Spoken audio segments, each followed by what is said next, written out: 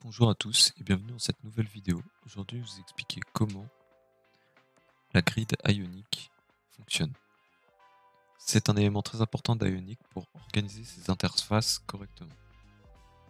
La grid fonctionne à partir de 3 composants Ionic combinés en utilisant le principe des flexbox de CSS mais sans utiliser de code CSS. Comme dit précédemment, les grids utilisent 3 composantes.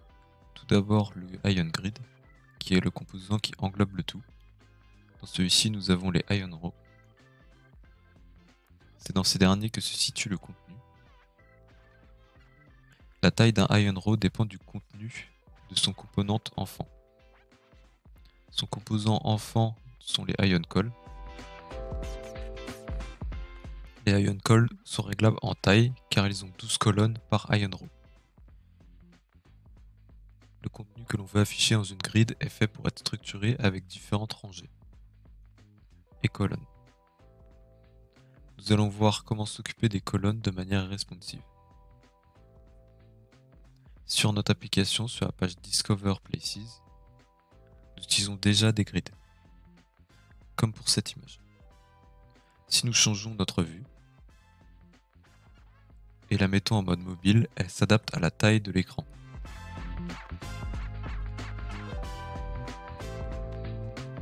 L'image ne prend pas toute la largeur, car comme on peut le voir dans notre code, nous utilisons déjà une grid ici avec notre Ion Row et notre Ion Call. Comme dit précédemment, c'est dans les colonnes que se trouve le contenu. On met en attribut la taille de base avec size, ici, puis la taille pour un appareil plus petit avec size SM, pour small. Et offset SM sert à mettre une marge à gauche ici de 2 colonnes en taille SM.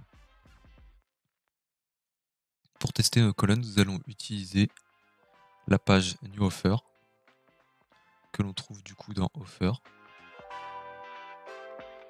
Nous allons utiliser cette page car pour le moment, nous n'avons pas de contenu. Dans le Ion Content, on supprime le padding.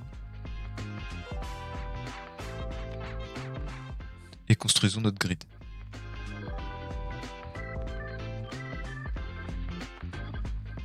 Avec sa ligne.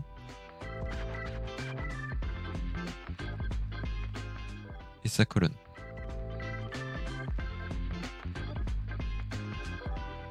Pour que ce soit plus visible, nous allons modifier les colonnes avec du CSS.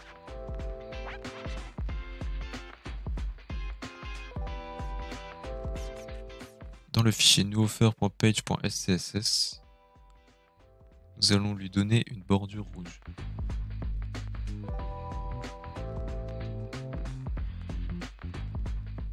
D'un pixel.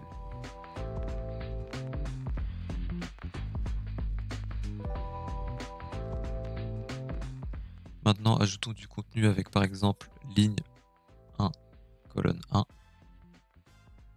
et voyons le résultat.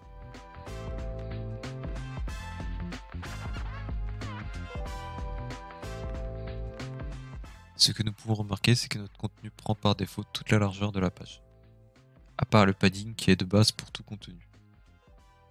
C'est possible de le supprimer en ajoutant sur Ion Grid une classe NoPadding, la classe Ion NoPadding, qui a pour effet, comme on le voit, de supprimer tout padding existant.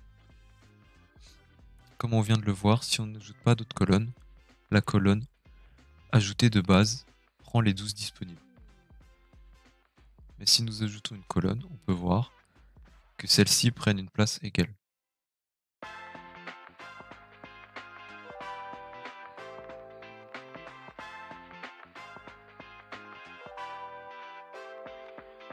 Pour mieux voir, je vais supprimer le NoPadding. Maintenant, si on ajoute 12 colonnes, nous pouvons voir le partage de la grille en 12 colonnes de manière égale. Par contre, si on ajoute une 13e colonne, on peut voir que ce n'est pas fait pour ça, En effet, si on réduit la taille, on peut voir que Ionic ajoute automatiquement un breakpoint. C'est tout pour aujourd'hui, merci d'avoir regardé la vidéo. La prochaine fois, nous parlerons plus en détail sur le contrôle de la taille des colonnes.